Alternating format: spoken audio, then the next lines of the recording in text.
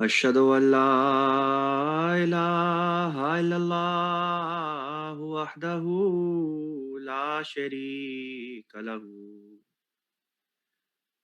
وأشهد أن محمدا عبده ورسوله أما بعد فأعوذ بالله من الشيطان الرجيم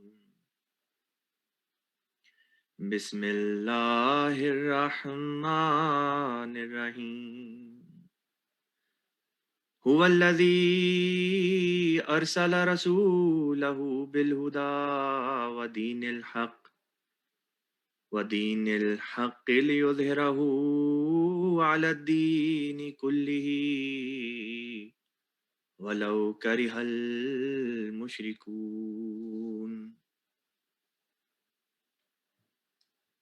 He it is who has sent his messenger with the guidance and the religion of truth, that he may cause it to prevail over all religions, even if those who associate partners with God hate it. Surah As-Saf, verse number 10. My respected elders, my dear brothers, my sisters, Assalamu alaikum wa rahmatullahi wa barakatuhu. Today we are celebrating the legacy of Syedna Al-Musleh al-Ma'ud radiyallahu ta'ala anhu. On 13th February of this year, so about a week ago,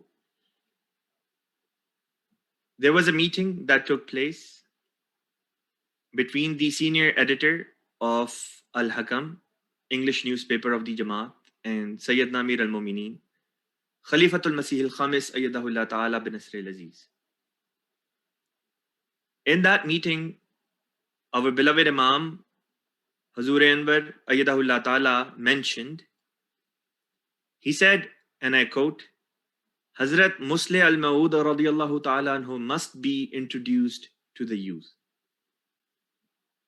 So, following this directive of our beloved Aka, I will try to introduce Sayyidna Al-Musleh al-Ma'ud radiyallahu ta'ala anhu to the youngsters of the Jamaat who are here on this call.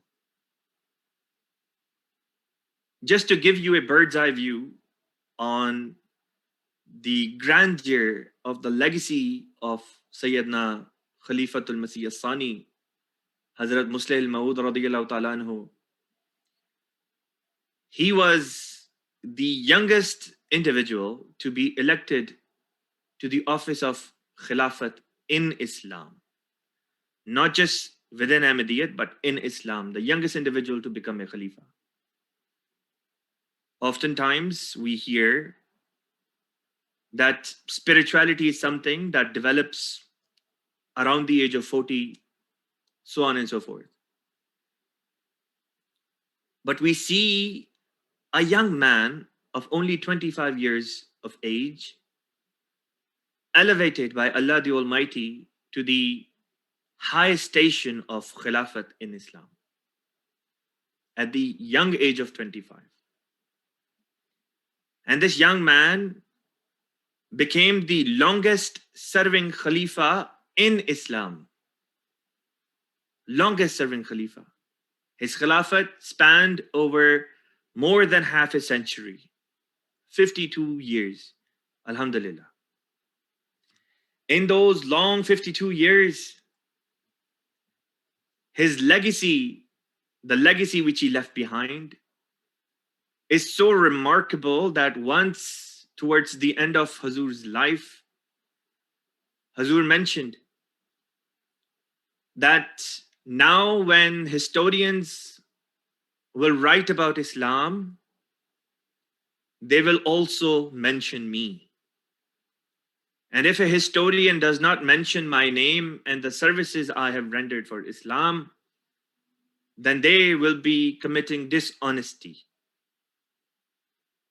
So today, I just want to give you an introduction to who Syedna Muslim Maud radiallahu ta'ala anhu was. At a very young age, he used to receive, or he started to receive revelation. We heard very aptly and beautifully, Umar Sahib explained how Syedna Muslim Maud radiallahu ta'ala anhu, at a very young age, around the age of 8 or 9, he was found in prostration in Masjid Mubarak in the dark of the night. Imagine a 9-year-old boy or a 10-year-old boy who has to get up for Fajr on his own. And not just that, he actually walks to the adjacent building to his home, a mosque. And when no one is there in the dark of the night, he is in prostration. And God knows, only Allah knows for how long he was in sajda. And a Sahabi of Masih Maud alayhi salam comes and sees him and thought at first that maybe this is some senior person, some adult who is weeping in salat. He waited, and he waited. Afterwards, when Sahibzada Sahib had finished his prayer, this companion of Masih Maud alayhi salam, whose name was Sheikh Ghulam Ahmad Sahib Wais radiyallahu ta'ala anhu, was amazed to see that it was none other than Hazrat Sahibzada Mirza Bashiruddin Mahmud Ahmad Sahib radiyallahu ta'ala anhu, who later became Al-Musleh al-Maud and Khalifatul Masih Sani. We heard what he was praying for. It was no surprise that this individual was destined to become the Khalifa one day. While talking about his own Khilafat, he mentioned, and I will quote his own words. These are in Urdu. I will present the actual words and then I'll try to paraphrase them in English. He said, मैं इसलिए खलीफा नहीं कि हजरत खलीफा अव्वल की वफात के दूसरे दिन जमात अहमदिया के लोगों ने जमा होकर मेरी खिलाफत पर इत्तफाक किया, बल्कि इसलिए भी खलीफा हूं कि हजरत खलीफा अव्वल की खिलाफत से भी पहले हजरत मसीह मऊद अलैहिस्सलातु वस्सलाम ने खुदा ताला के इल्हाम से फरमाया था कि मैं खलीफा हूंगा, बस मैं खलीफा नहीं बल्कि मऊद खलीफा हूं।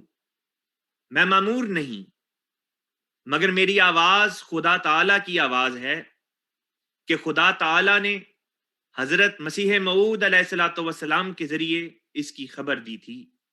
गोया इस खिलाफत का मकाम मामूरियत और खिलाफत के दरमियान का मकाम है। जिस तरह ये बात दुरुस्त है कि नबी रोज रोज नहीं आते, इसी तरह ये भी दुरुस्त है कि मऊद खलीफे भी रोज रोज नहीं आते। खिताबात शूरा जिल्द 2 सफ़ा number 18। Hazrat Muslim Maud radiallahu ta'ala anhu, while commenting about his own khilafat, he said that I'm not a khalifa merely on the account that when Hazrat Khalifa Awwal passed away, the next day the community of the believers elected me as their spiritual leader.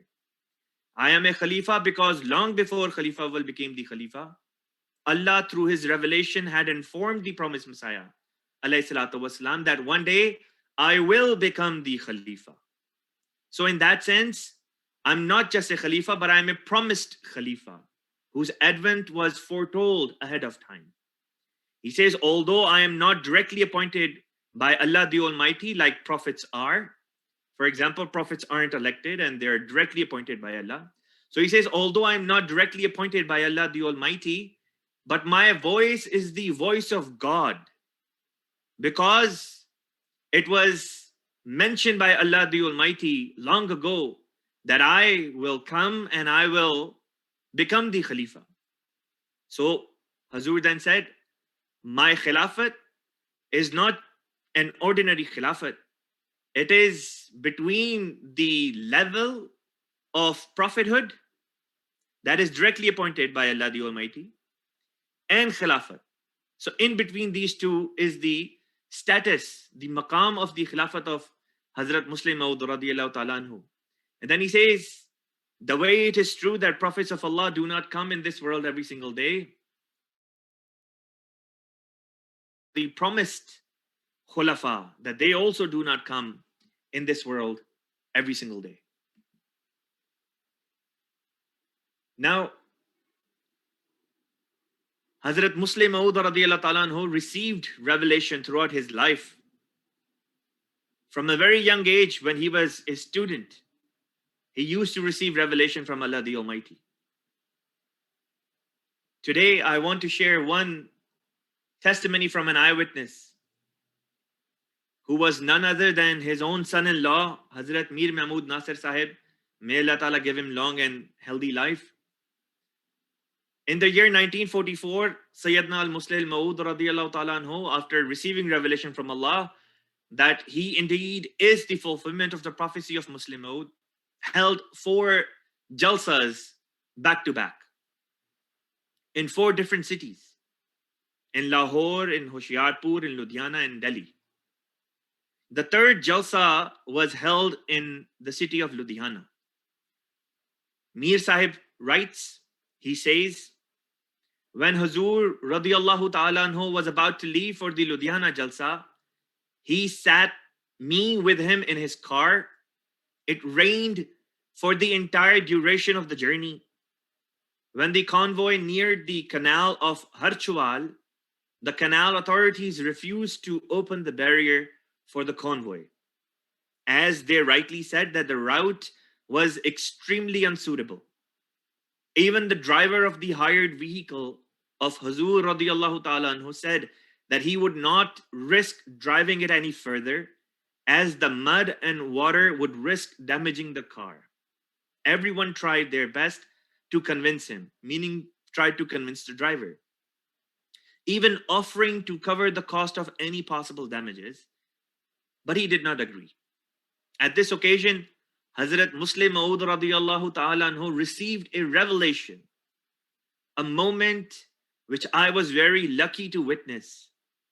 I saw an extraordinary expression on his face and sensed a change in the usual look of his eyes. However, at that time, Hazur did not say anything.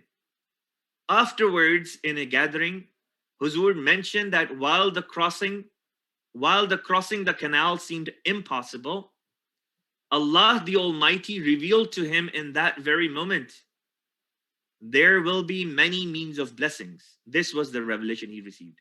There will be many means of blessings.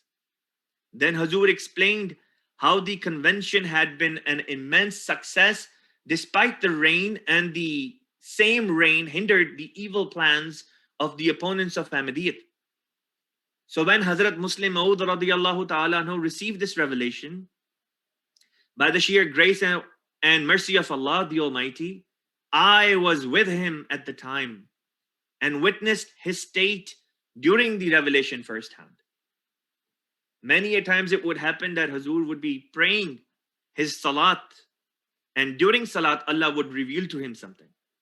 For example, the tafsir of Surah Al-Fajr, the beginning verses of Surah Al-Fajr were revealed to Hazur when he was offering Asr Salat, and he was lifting his head up from sajda.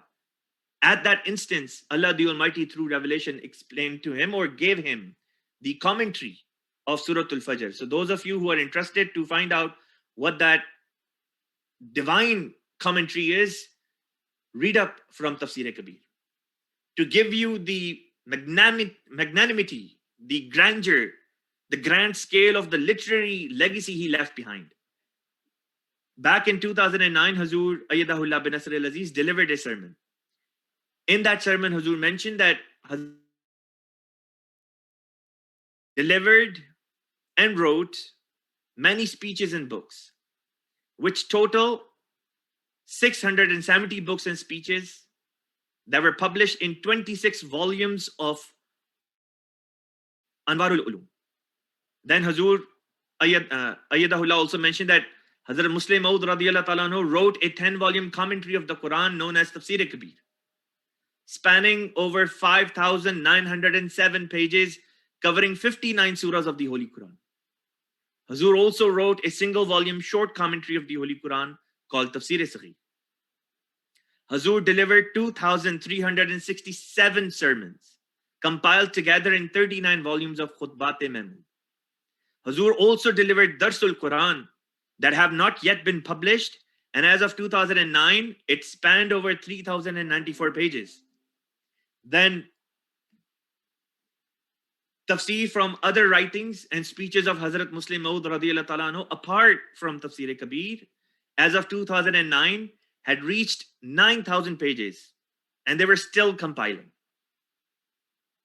Hazrat Khalifa Salas rahimahullah ta'ala, the third Khalifa, the son of Hazrat Muslim Maud radiyallahu ta'ala anhu, when he became the Khalifa, soon afterwards, he delivered a speech or a sermon in which he gave an estimation.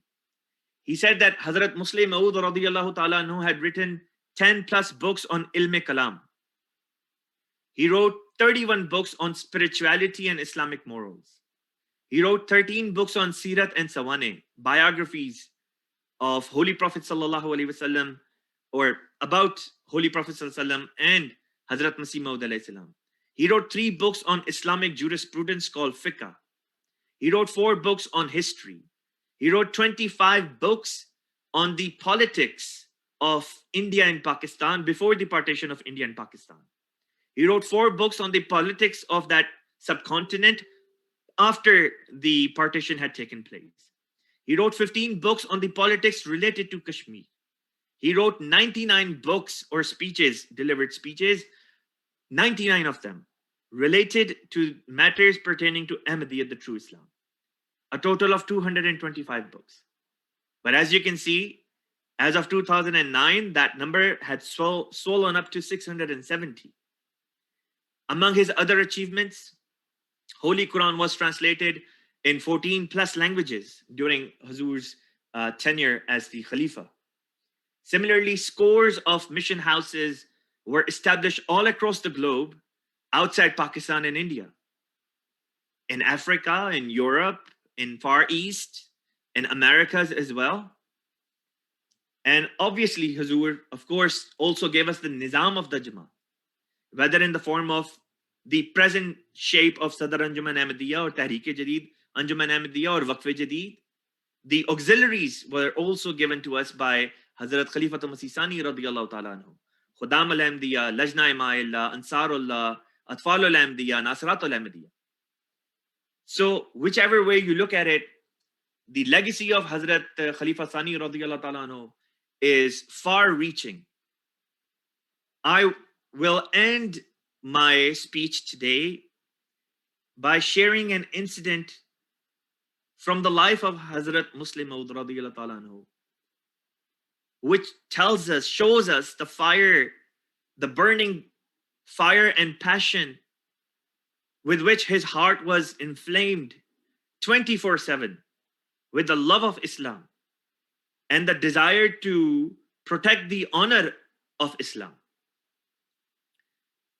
So Hazur himself once mentioned that in Uttar Pradesh province of India, so this happened probably before partition took place. In UP, there is a kingdom called Bharatpur. In Bharatpur, there is a small village which almost entirely turned against Islam.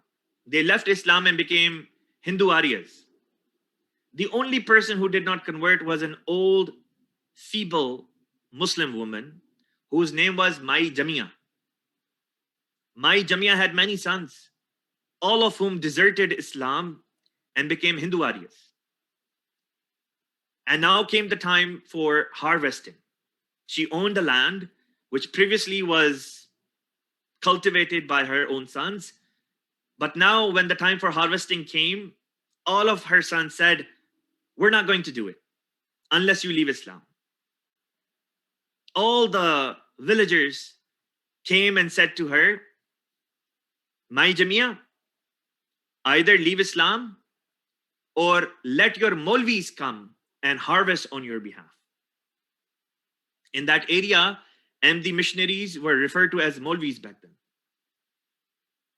At the time, Hazrat Muslim Maud radiyallahu ta'ala anhu had appointed an Ahmadi by the name of Khan Bahadur Muhammad Hussain Sahib, a session judge as the director for outreach efforts for tabligh in that area. When he heard this, he immediately wrote to Hazrat Musleh Maud radiyallahu ta'ala anhu about this.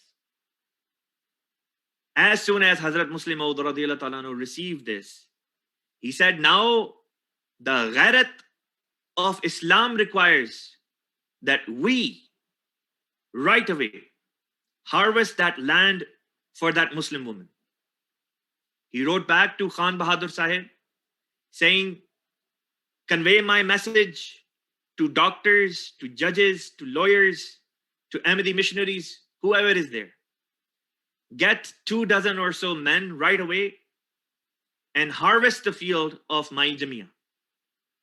On that single day, 20 to 30 individuals from the Ahmadiyya Muslim Jamaat harvested the land, the field of my Jamia.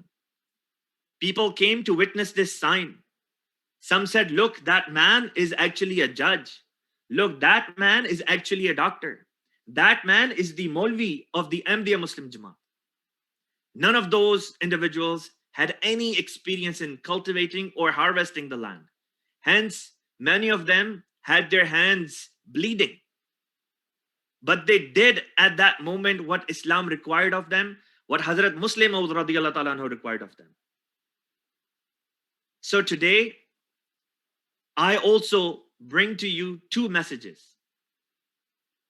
Our beloved Imam Hazrat Khalifatul Masih Al-Khamis Ayyadahullah Ta'ala bin Nasr al-Aziz, as of 2004, had been telling us time and again, first and foremost addressing the office holders and then the rest of us, that we should all be members of Nizam-e-Wasiyat. It's been 16, 17 long years.